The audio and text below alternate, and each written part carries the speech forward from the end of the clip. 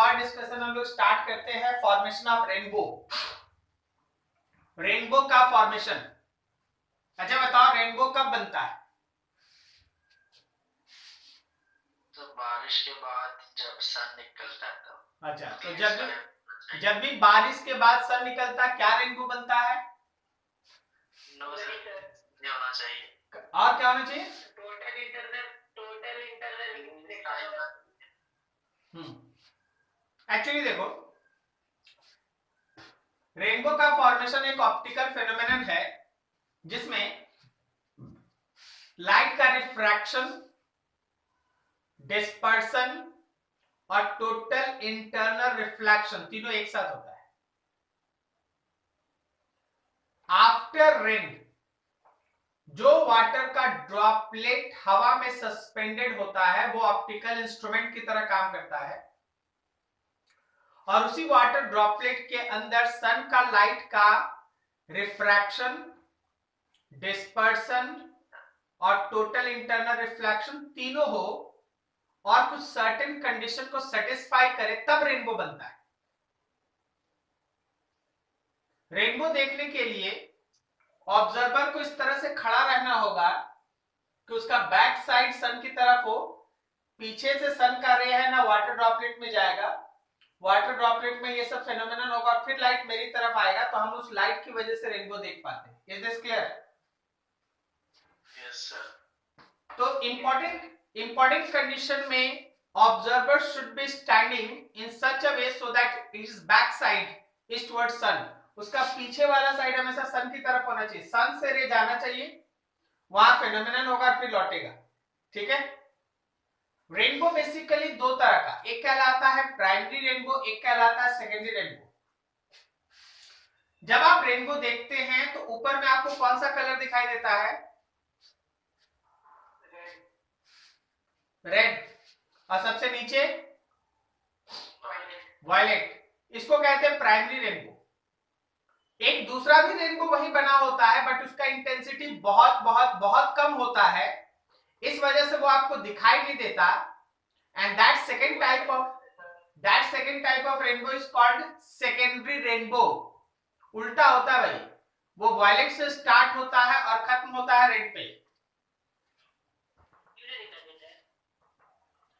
क्योंकि उसका इंटेंसिटी काफी कम होता है, इस वजह से वो हम लोग को दिखता नहीं है। सही?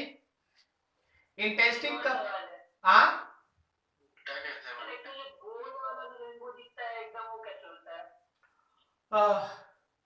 अभी पढ़ाने स्टार्ट किए भाई, पढ़ा लेने दे, फिर तुमको जो पूछना है पूछ लेना। ठीक है? नीचे लिखो थोड़ा, formation of rainbow.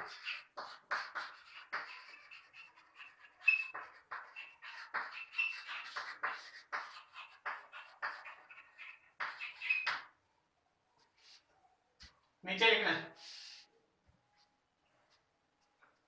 It is a natural phenomenon,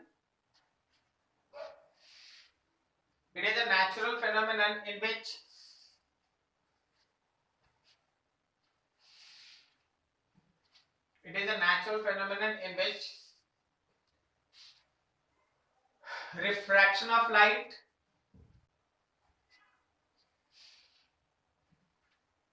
comma, dispersion of light,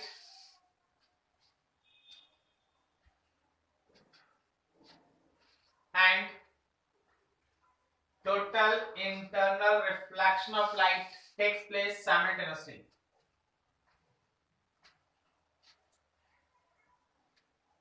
Total internal reflection takes place simultaneously.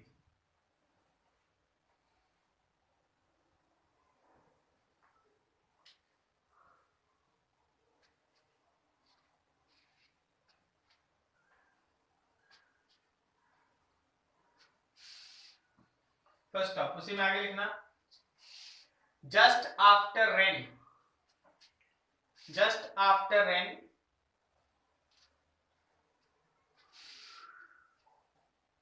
the water droplets suspended in air,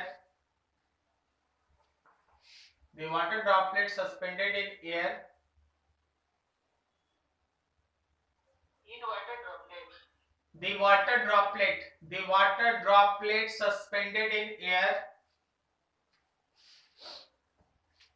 behaves like optical instrument. Behaves like optical instrument.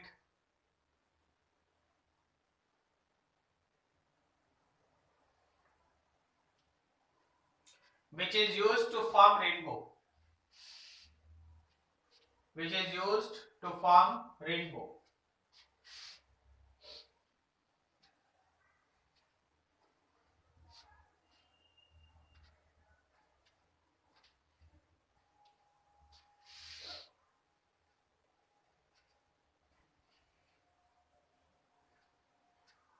Paragraph change करके नीचे लिखना. For any observer to see rainbow,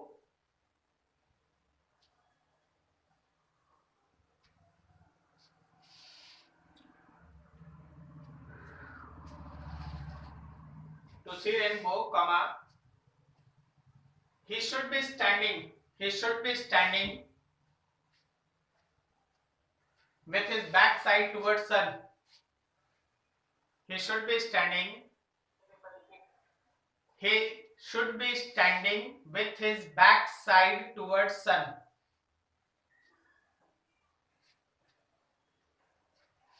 He should be standing with back side towards sun.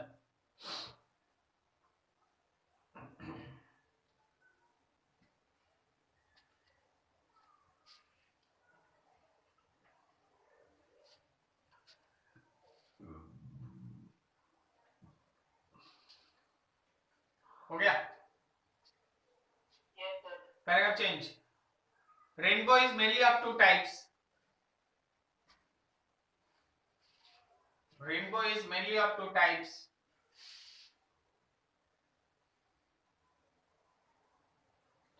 Primary rainbow and secondary rainbow.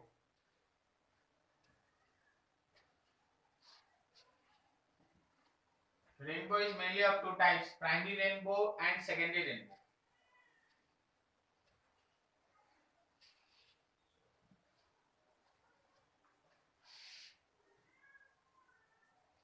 First में लिखो primary rainbow.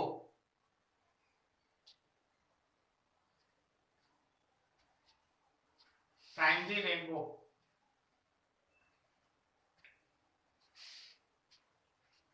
देखो यार ध्यान से.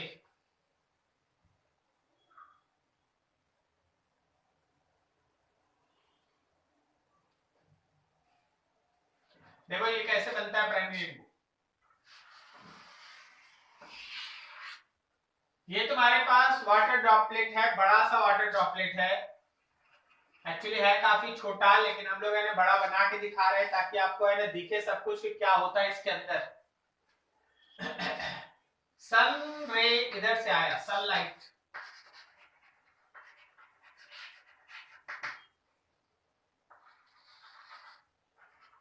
ये सेंटर है इसका. यहां पे लाइट का डिस्पर्सन हुआ.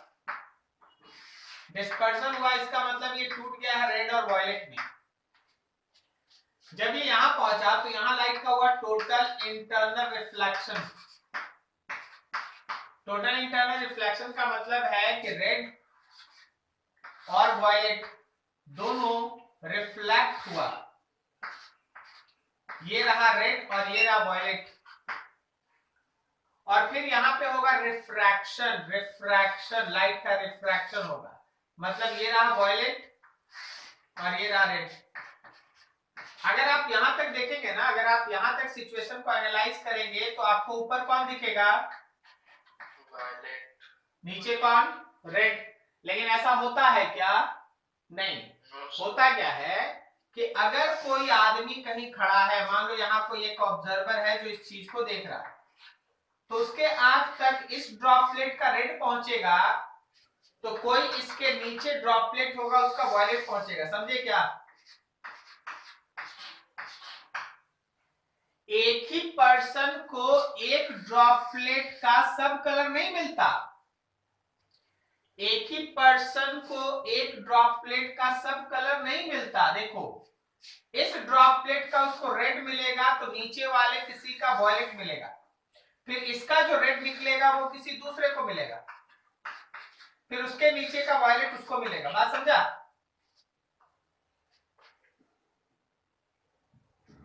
नहीं समझा?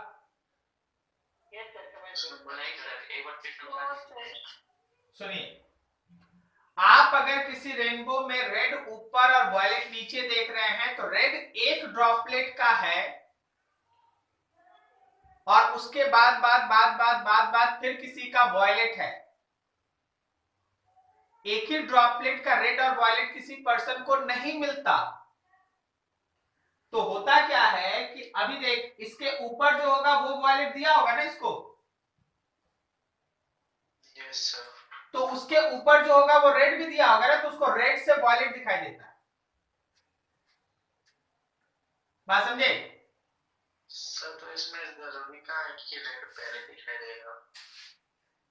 अच्छा हम वही सोच, इसका रेड दिखाई दिया, उसके बाद फिर रेड के बाद ब्लू, ग्रीन, येलो, ऑरेंज जो भी है सब है, तो तुम्हारा रेड से वायलेट तक ही ना स्पेक्ट्रम है, ब्लू से लेके ग्रीन तक स्पेक्ट्रम नहीं ना है। No sir. तो red to violet, red to violet आप दो ही चीजें बोल सकते हैं, रेड से वायलेट या वायलेट से रेड। आप ब्लू से ब्लू तो नहीं ना बोल सकते हैं, ब्लू से ब्लू, ब्लू से ग्रीन, ऐसा नहीं ना बोल सकते हैं। तो आपके स्पेक्ट्रम का रेंज आया रेड। अभी देखो यही तोड़ा है, तो दो एक्सट्रीम कलर तोड़ा तो इसी का ना बात करेगा। तो ऊपर रेड नीचे वॉयलेट, ठीक है। बोलेगा सर यहाँ बीच में बाकी सब, हाँ बिल्कुल बाकी सब ड्रॉप है, किसी का ब्लू मिल रहा है, किसी का ग्रीन मिल रहा है, किसी का ऑरेंज मिल रहा है, किसी का दूसरा मिल रहा है। तो आप स्पेक्ट्रम जो बोलिएगा उसको रेड से वॉयलेट ही ना बोलिएगा कि ऑरेंज से लेके कहीं और बोलिएगा। नहीं समझ रहा? रेड से वायलेट ही बोलेंगे। रेड से वॉयलेट, तो ऊपर रेड नीचे वॉयलेट दिखाई देता है। This is primary rainbow. Formation of rainbow में ये कौन सा है पहला part? Primary rainbow.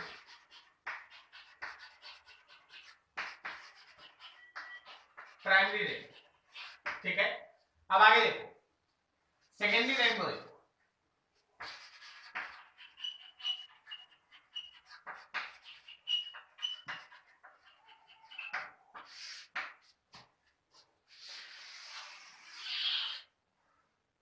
Secondary rainbow में सनलाइट नीचे गिरता है,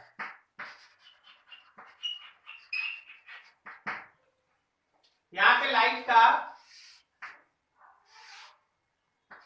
रेड और वायलेट में डिस्पर्सन होता है।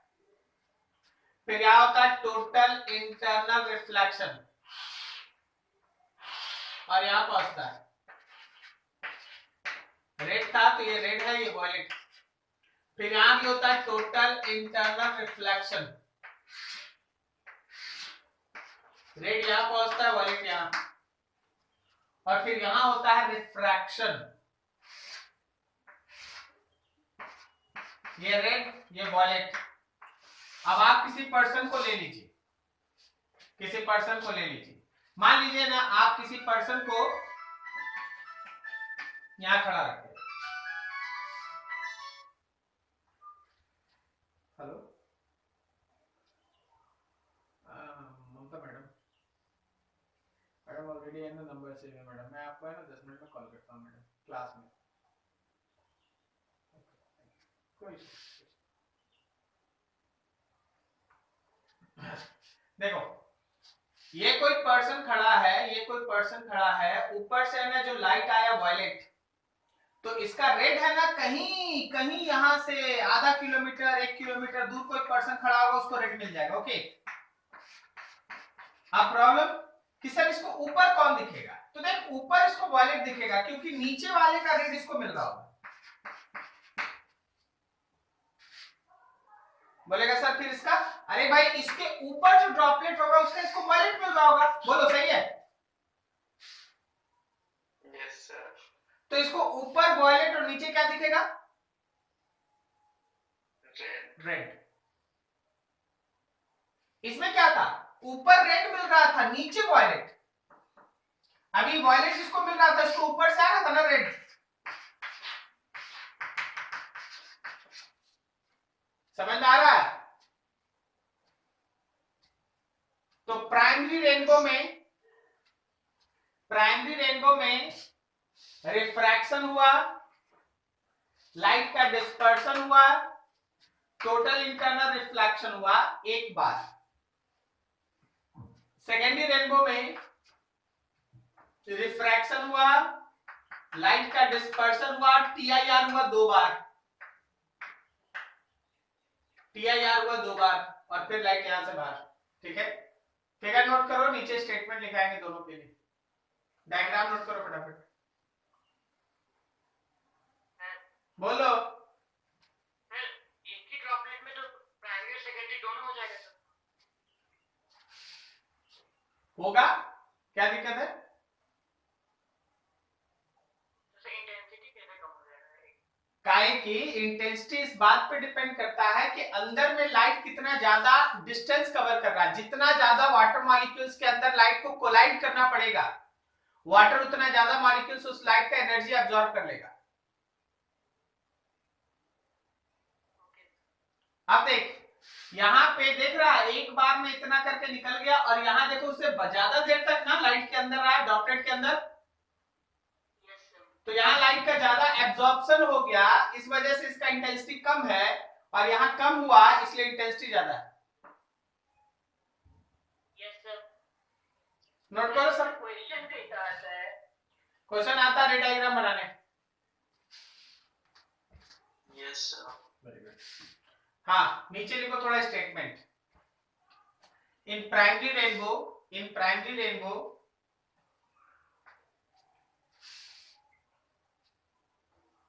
red appears at top and violet at bottom. Red appears at top and violet at bottom.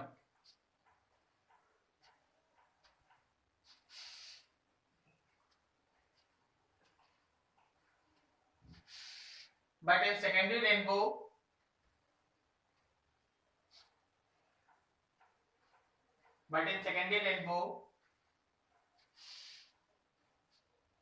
violet appears at top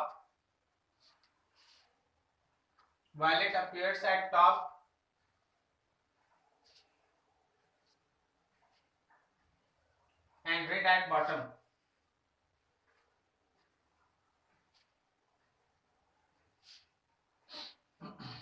Paragraph change. Secondary rainbow है much less intensity.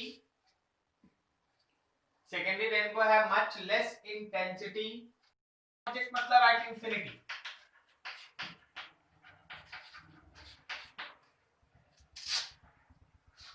Maximum focal length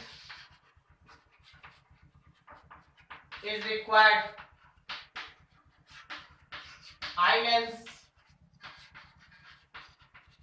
most relaxed, having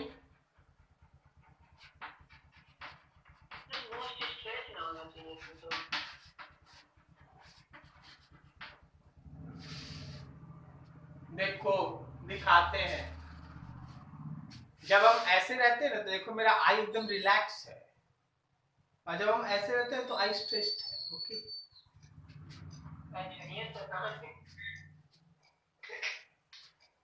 eye lens most relax having maximum focal length. Okay, ठीक, तो हर case में ध्यान रखना भी fixed at so on. Is this clear? कहीं किसी को डाउट यहां तक समझने में? देख भाई, अब हर दिन इतना बढ़िया डायग्राम तो बनेगा नहीं, तो कैसे बनेगा जरा गौर करना। ये ऐसे बनेगा शॉर्टकट में। मान लेना इसमें दोनों है, और ऑब्जेक्ट है जिसको आप least distance of distinct vision कहते हैं 25 सेंटीमीटर। तो यहां से ऐसे जाएगा, ऐसे इमेज बनना चाहिए। ये नॉर्मल आई है, अभी हम डिफ्रैक्टेड आई नहीं पढ़ रहे, अभी हम नॉर्मल आई पढ़ रहे। ठीक है, और अगर मेरा ऑब्जेक्ट फार पॉइंट पे है तो ऐसा पैरेलल रे आएगा, और इमेज यहां बनेगा। Is this clear? Yes Yes, sir. Object at far point.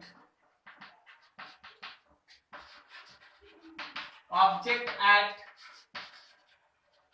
least distance of Distinct vision. distinct vision. सही है? Yes, sir. तो नॉर्मल आई ये है। अब हुआ क्या कि मान लो इस आई लेंस का बार बार यूज करें किसी भी कारण से, अब ये नेचुरल चीज है, कोई आर्टिफिशियल मैनमेड चीज तो है नहीं, तो होता है कभी कभी क्या होता है ना कि आई लेंस अपना फोकल लेंथ इतना इफेक्टिवली एडजस्ट नहीं कर पाता। बता फिगर 1 और फिगर 2 में किस केस में पावर लेंस का ज्यादा है, किस केस में eye lens maximum power use कर रहा है? फर्स्ट में, ठीक है।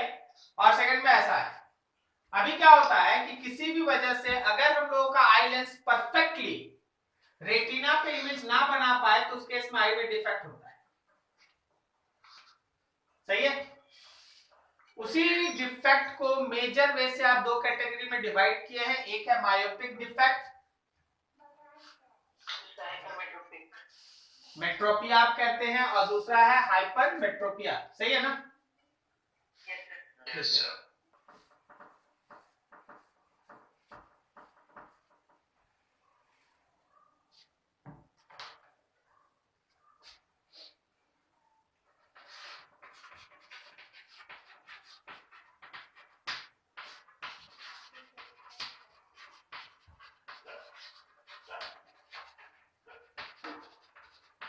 मायोपिया शॉर्ट साइटेडनेस, ठीक है।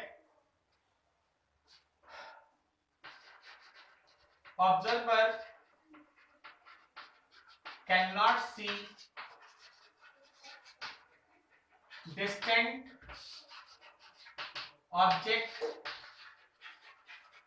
clearly।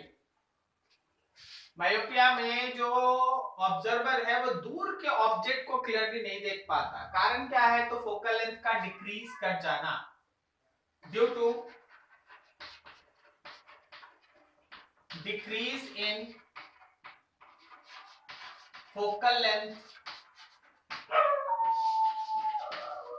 Of eye, defected eye. तो देखो हुआ क्या,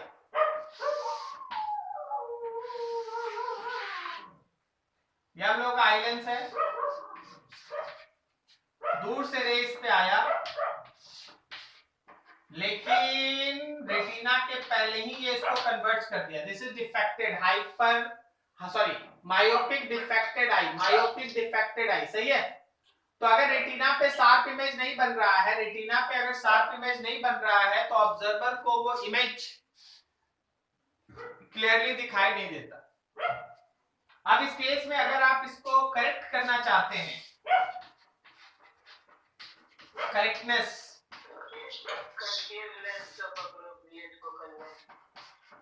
Yes. Diverging lens is used, ठीक है। Diverging lens is used. तो डायवर्जिंग लेंस क्या कर रहा है? जो रे आ के पहले यहां पहुंच रहा था, जब इसके सामने आप स्पेक्टिकल के फॉर्म में एक डायवर्जिंग लेंस लेते हैं तो वो यहां से थोड़ा डायवर्ज कर देता है, यहां से रेस को डायवर्ज कर देता है। सही है?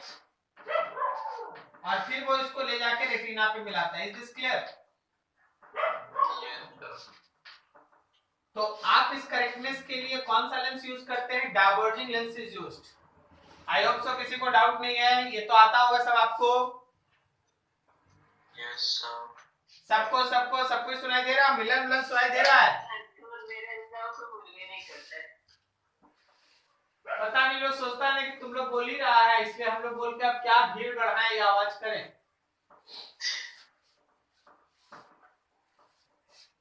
सबको समझ में आया ये? Yes, sir. Yes, sir. ठीक। अभी देख जरा इसी का दूसरा,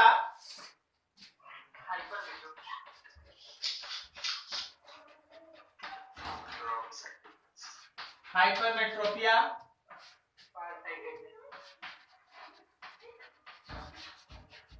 फार साइटेडनेस, ठीक है। Observer can not see close objects clearly. Observer जो है वो क्लोज ऑब्जेक्ट्स को क्लियरली नहीं देख पाएगा ड्यू टू इंक्रीज इन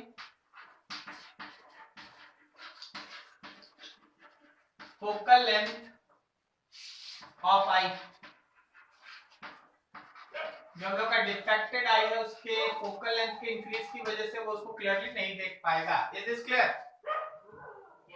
ठीक है, जरा देख लो इसको भी।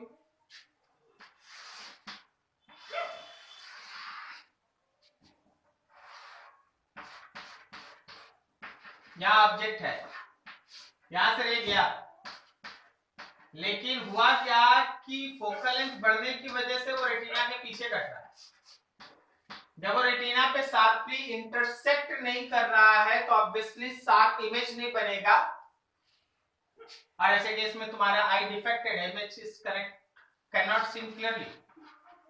तो करेक्टनेस के लिए आप फिर क्या करें? करेक्टनेस के लिए converging lens is used. Converging lens काम आएगा।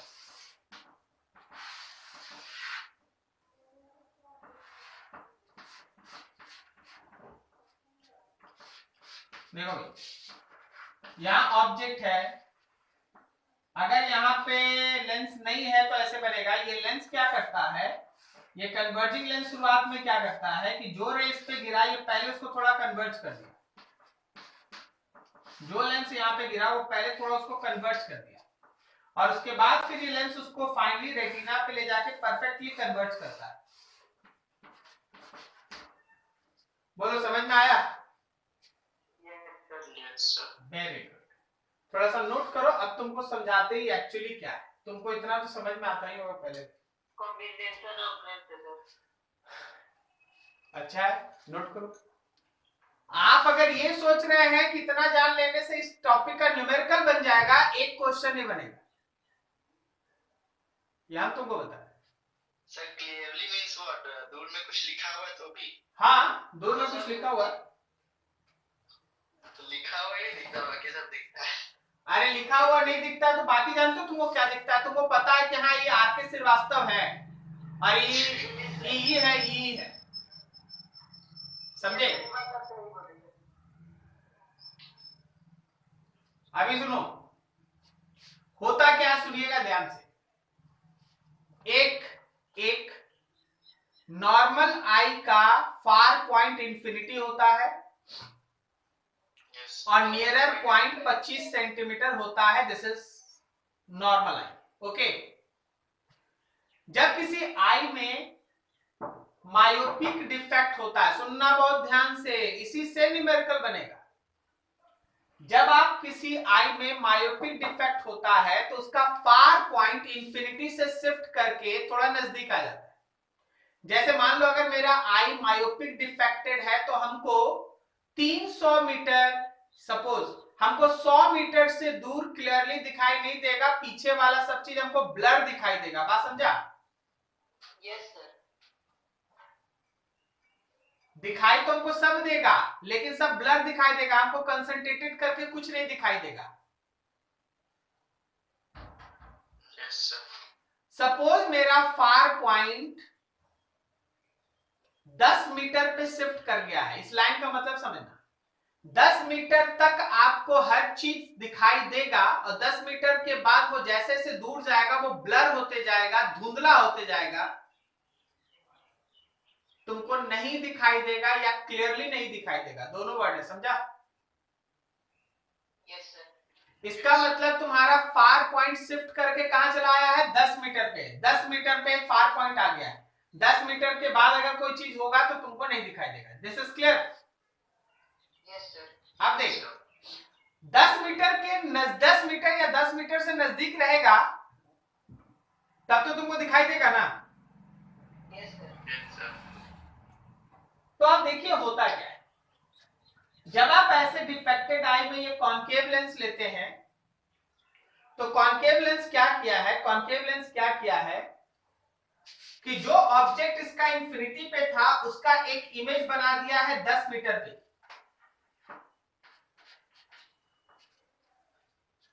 जो ऑब्जेक्ट इंफिनिटी पे था उसका एक इमेज बना दिया है 10 मीटर पे, और 10 मीटर के बाद तो ये आई लेंस अपना काम कर ही रहा। Yes, sir.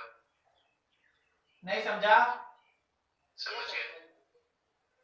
10 मीटर पे ये कर दिया है, और 10 मीटर के बाद तो ये आई लेंस अपना काम कर ही रहा है। Is this clear? Yes, sir. Yes, sir. तो ये इसका कॉन्सेप्ट है। अगर हम तुमसे बोले कि किसी एक पर्सन का फार पॉइंट 10 मीटर पे शिफ्टेड है, 10 मीटर पे शिफ्टेड है, बताओ उसका कैसा आप लेंस यूज करेंगे, बताओ आप उसका कैसा लेंस यूज करेंगे ताकि उसको परफेक्ट इमेज दिखाई देना स्टार्ट हो, अगर आई बॉल का डायमीटर है 2 सेंटीमीटर। तो याद रखना ये लेंस का कॉम्बिनेशन होगा जिसमें मेरा पहला लेंस का u इंफिनिटी है और उसका v पता है 10 मीटर, 10 मीटर। समझा? Yes, sir. फोकल लेंथ मिल गया? Yes, sir. फोकल लेंथ मिल गया, ये दोनों कॉम्बिनेशन में है, ध्यान रखना। v पता है आई बॉल का, तो जो निकालना निकालेंगे। सही है? Yes, sir. मतलब पहले लेंस का अलग इमेज हम लोग लेंगे। पहला लेंस के लिए ऑब्जेक्ट है इंफिनिटी पे, इमेज बन रहा 10 में। Yes, sir. दूसरे लेंस के लिए ऑब्जेक्ट है 10 पे, इमेज बन रहा है डायमीटर ऑफ द बॉल पे। Yes, sir. क्या आपको बात समझ में आई? Yes, sir. चलिए बढ़िया। तो जब आप न्यूमेरिकल पढ़िएगा आप ये लाइन याद रखिएगा। अब अगला आओ, हाइपरमेट्रोपिया क्या होता है? नजदीक का चीज दिखाई नहीं देता, सही ना? Yes, sir. इसका मतलब बताओ। मतलब किसी एक पॉइंट मतलब 25 सेंटीमीटर से थोड़ा दूर वहां तक दिखेगा नहीं सर, दूर का दिखेगा लेकिन वो पास का नहीं दिखेगा। मान ले जैसे किसी आई का, मान लो जैसे किसी आई का नियरर पॉइंट 3 मीटर है, इस लाइन का मतलब बताओ। मतलब सर उसका 25 सेंटीमीटर से गजर के 3 मीटर पे जा चुका है सबसे शॉर्टेस्ट मीडियम। 3 मीटर से नजदीक अगर कोई ऑब्जेक्ट रहा तो स्ट्रेन से दिखेगा, मतलब क्लियरली दिखाई नहीं देगा, सही है ना? Yes sir. अब इसका भी लॉजिक समझो। मान लो जैसे अगर मेरा नियरर पॉइंट 3 मीटर शिफ्ट कर गया है, और हमको कोई मोबाइल पे क्वेश्चन भेजा, तो मोबाइल हम जैसे ही ऑन करेंगे, हम मेरा हाथ तो 3 मीटर का है नहीं ना, तो हम इसको 3 मीटर पे ले नहीं जा पाएंगे, तो हम देखेंगे कैसे? तो हमको एक आदमी रखना होगा, जैसे ही हमको आएगा क्वेश्चन हम उस आदमी को धरा देंगे, बोले चल जा भाई तू जाके 3 मीटर पे खड़ा हो जाएगा, हम 3 मीटर पे आ जाएंगे, देख लेंगे। बात समझा? Yes sir. तो साइंस इस चीज को इजी किया, बोला रुकिए आपको आदमी का जरूरत नहीं है, खर्चा मत उठाइए। देखिए क्या किया, बोला कि आप एक मान ले इस आई का नियरर पॉइंट 3 मीटर शिफ्ट कर गया, तो आप एक लेंस यूज करें। अगर आपका ऑब्जेक्ट कहीं रखा है, मान लो 20 सेंटीमीटर पे ही रखा है, तो ये पहला क्या कर रहा है, उसका इमेज बना रहा है, देखो 3 मीटर पे। समझ में आया? Yes sir. Yes sir. और उसके बाद तो आई लेंस अपना काम कर ही रहा है। पहला लेंस जिसको आप करेक्टनेस के लिए यूज लेंस कहते हैं, वो क्या कर रहा है कि अगर कोई ऑब्जेक्ट मेरा 25 सेंटीमीटर पे है तो उसका इमेज 3 मीटर पे बना दे रहा है।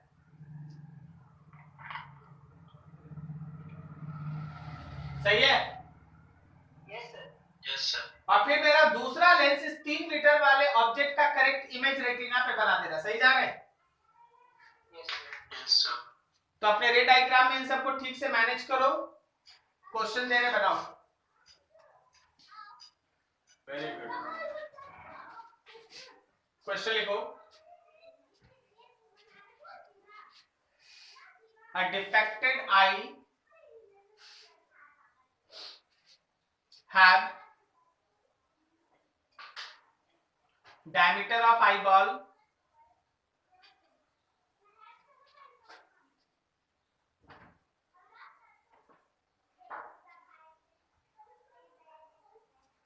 2 centimeter, diameter of eyeball 2 centimeter, have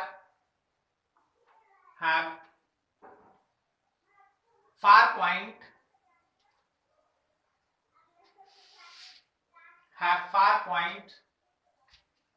shifted from infinity to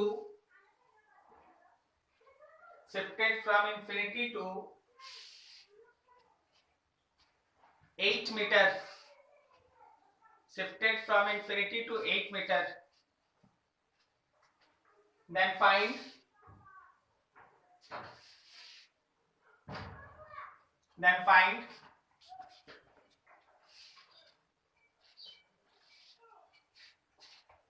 focal length of corrected lens and focal length of defected eye lens. Focal length of corrected lens and focal length of defected eye lens. चलो बना फटाफट। देखो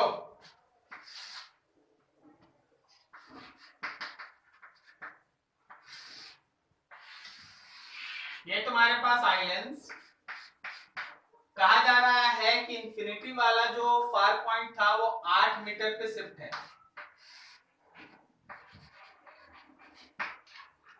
इसका मतलब आपको एक ऐसा lens use करना है जो इंफिनिटी से आते हुए रे को जब डाइवर्ज करे तो लगे कि वो 8 मीटर से आ रहा। सही है?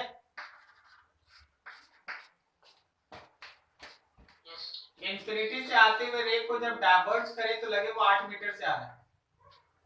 तो शुरुआत में जो मेरा पहला लेंस के लिए आप बात करते हैं, ये मेरा करेक्टेड लेंस है, ये मेरा करेक्टेड लेंस है।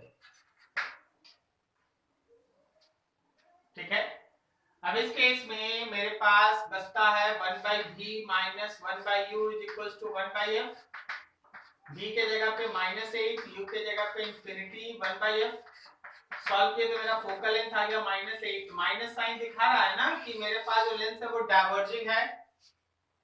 Yes sir. अब जब हम अगले आईबॉल का बात करते हैं, फॉर आई लेंस बात करते हैं, फॉर आई लेंस, तो क्या मेरा u -8 मीटर है? क्या मेरा v +2 सेंटीमीटर है? सेंटीमीटर को मीटर में बदल लिए तो क्या यहां से focal length of eye lens नहीं निकलेगा? सही है? Yes sir. कितना है सॉल्व करके? मीटर मीटर करके अच्छे से कैलकुलेशन करके यूनिट के साथ 8/401 मीटर या सेंटीमीटर? मीटर। चलो सही है। अब आप कैलकुलेशन कर लीजिए। कॉन्सेप्ट समझ में आया ना क्वेश्चन का? Yes sir. चलिए बढ़िया, अगला एक क्वेश्चन लिखिए।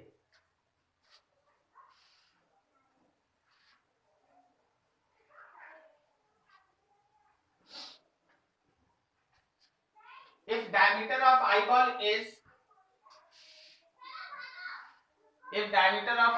is 3 centimeter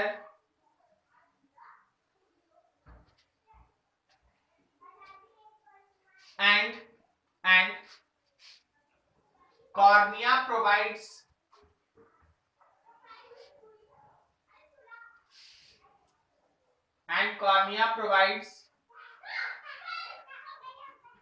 fixed power of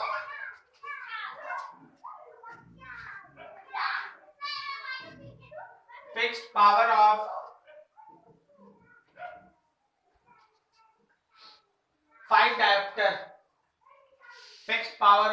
diopter, then find range of focal length of eye lens,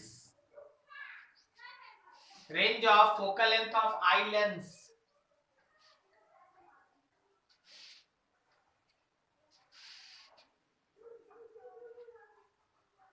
eye lens मतलब अब कॉर्निया और पीछे वाले लेंस के बारे में सोचना।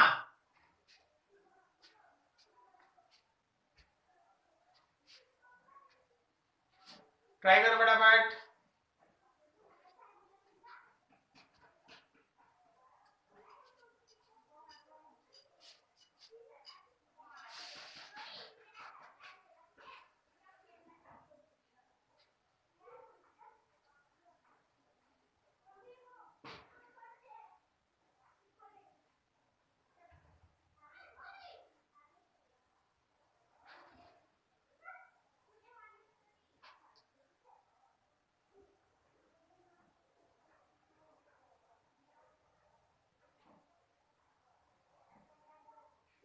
Sir -3/14 metre. इतना जल्दी?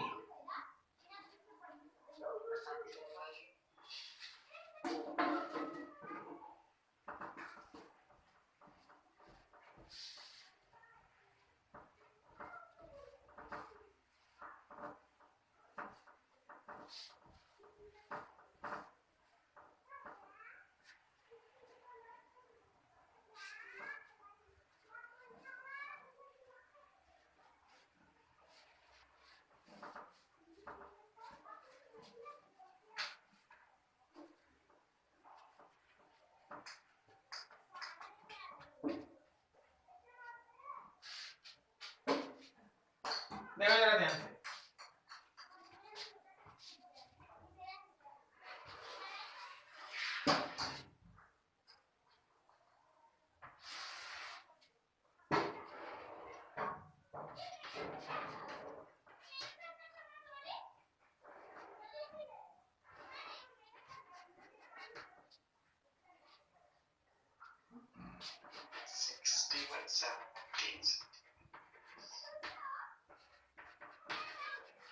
हम रेंज पूछे तो तुम लोग एक वैल्यू बता रहे भाई। देख ध्यान से। सर मतलब अभी ये पता है सबसे दूर की कितना पावर ऑफ कॉर्निया 5 डायोप्टर, तो focal length of cornea is 1/5 of metre. सही है। अब आई लेंस का दो गो फोकल लेंथ होगा, एक फोकल लेंथ होगा मैक्सिमम और एक फोकल लेंथ होगा आई लेंस का मिनिमम। बताओ मैक्सिमम फोकल लेंथ अगर हम आई का निकालना चाहते हैं तो ऑब्जेक्ट को कहां रखेंगे? ऑब्जेक्ट एट इंफिनिटी, सही है। और मिनिमम निकालना है तो ऑब्जेक्ट एट 25 सेंटीमीटर, सही है।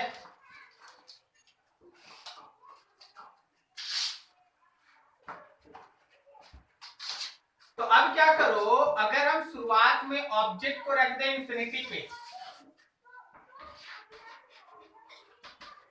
ऑब्जेक्ट एट इंफिनिटी अगर हम रख दें, u का वैल्यू इंफिनिटी, तो क्या मेरा v जो है वही फोकल लेंथ आएगा या फोकल लेंथ v के बराबर होगा? 2 सेंटीमीटर ना। अच्छा 3 सेंटीमीटर। तो ये फोकल लेंथ तो कॉम्बिनेशन का है ना।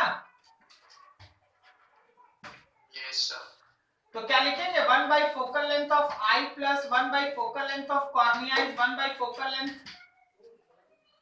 1 by focal length of I plus क्या हुआ? रेंज आ गया सर। ठीक 3/75 से 3/63 मीटर। ठीक है, ठीक। 1 by focal length of I plus cornea के लिए तो 1/5 मीटर है,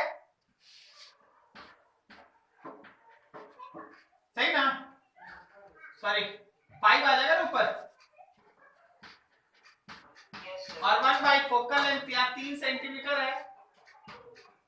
यहां से आई लेंस का एक फोकल लेंथ निकालो और इस समय ऑब्जेक्ट इंफिनिटी पे है तो मतलब फोकल लेंथ आ रहा है मैक्सिमम, ये आई लेंथ का मैक्सिमम, ठीक है।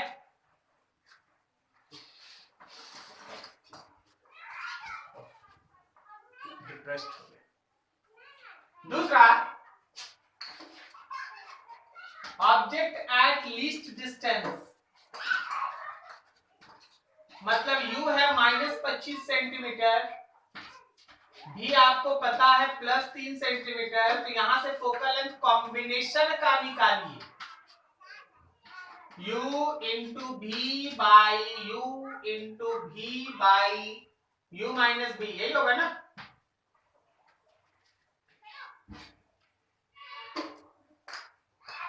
कि v माइनस यू, ठीक है?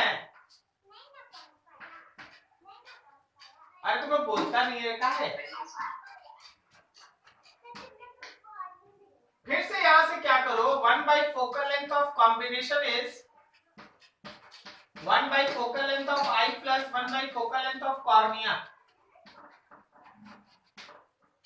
यहां से फिर से आई लेंस का वैल्यू निकालो, ये मिनिमम आएगा, यूनिट ठीक करके एडजस्ट कर लो। बोलो जी कितना आया मैक्सिमम फोकल लेंथ?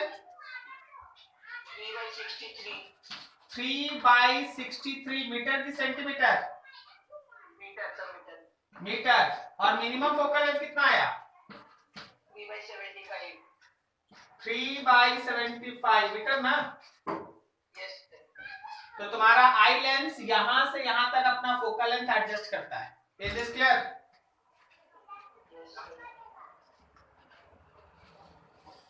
क्या तुमको समझ में आया जो अभी पढ़ाया गया?